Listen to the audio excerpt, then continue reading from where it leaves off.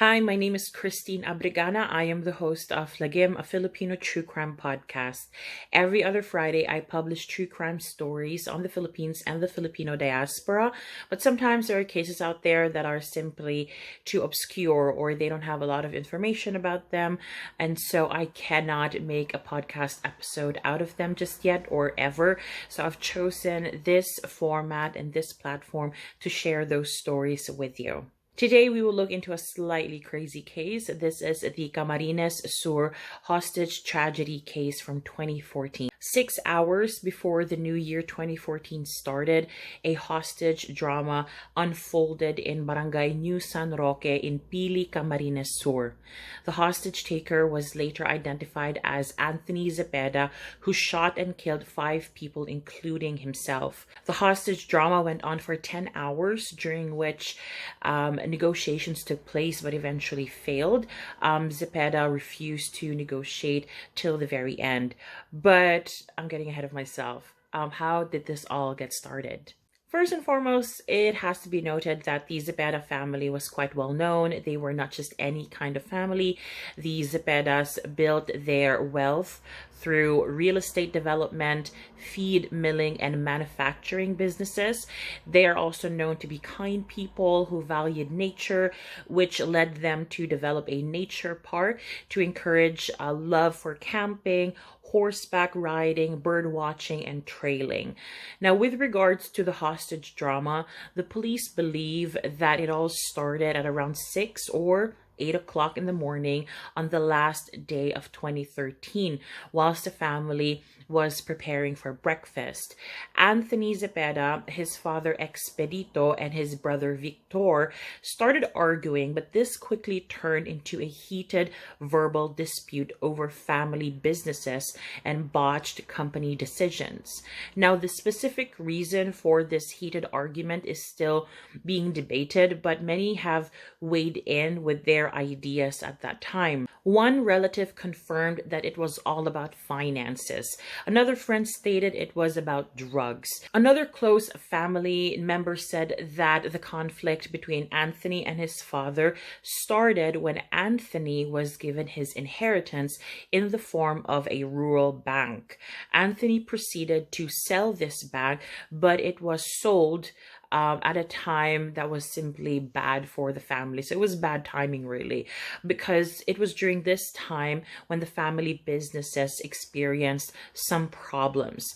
This same family friend confirmed that drugs were also in the mix. Specifically, the Zepeda patriarch was seeking ways, apparently, to commit his son Anthony to a rehabilitation facility. As the minutes ticked by, the argument was getting more and more out of control, to the point that Anthony hit his father with a chair. Now, relatives and house helpers who were on site to witness the family dispute decided at some point that it was time to quickly escape and to report the matter to the police, potentially sensing that this situation was just going to escalate badly. Now, after the report was made, a crisis management committee was formed, and they were ordered to respond to the matter at the 2-story residence of the Zepedas. It was becoming clearer by the moment that the situation was not getting any better at all.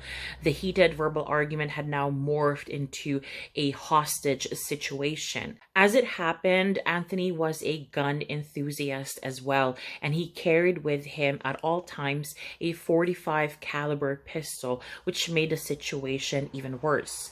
Now, negotiations were started in order to ensure the safety of the hostages. The police tried many times to talk to Anthony, but with every attempt, with every try, their efforts were met with non-cooperation. A close friend of Expedito Zepeda, so the patriarch, also tried to call Anthony's cell phone twice, but both attempts were unsuccessful.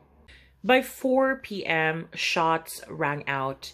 At this point, the police decided to launch an assault to rescue the hostages, but it was too late. Inside the Zepeda residence, they found 5 bodies, and all of them were shot in the head. Upon further inspection, they saw that Anthony was wearing one of those gun-proof vests, and they also found that apart from the 45 caliber pistol that people knew he always carried, he also had a shotgun with him. The other individuals who were murdered by Anthony were his father Expedito, his older brother Victor, his sister-in-law Charmaine, and a house helper named Melly. There were other victims who survived the shooting, but they were merely injured, but they were injured quite seriously. Now, after the shooting, of course, nobody expected anything else to happen, but something did happen. Personnel from a funeral parlor and at least one policeman were ordered to retrieve the bodies from inside the Zepeda residence. Before they could do so, something exploded whilst they were already inside the residence. As it turned out, Anthony Zepeda was sitting on a grenade that exploded when the men lifted him from his sitting position. 4 more people were injured as a result, with at least one person being in critical condition. The retrieval operation, of course, had to be suspended to allow for the clearing of the area where possible explosives could still be scattered, but the investigation continued. However, I suspect that it was soon closed given the circumstances because there was no suspect. He didn't survive. Nevertheless, this crime was and still remains one of the bloodiest, if not the bloodiest, crime that took place in Camarines Sur that people still talk about to this very day. Now, I have included at least 3 articles in the description box that you can read, that you can, I don't know, that you can further explore if you want to research this case. For now, thank you so much for listening and for watching. If you want to listen to my podcast, simply search Lagim Podcast on all your preferred podcasting platforms. I have so many episodes available. I've just concluded season 3, and season 4 will be starting soon. I think in 2 months or so. I'm not quite sure yet.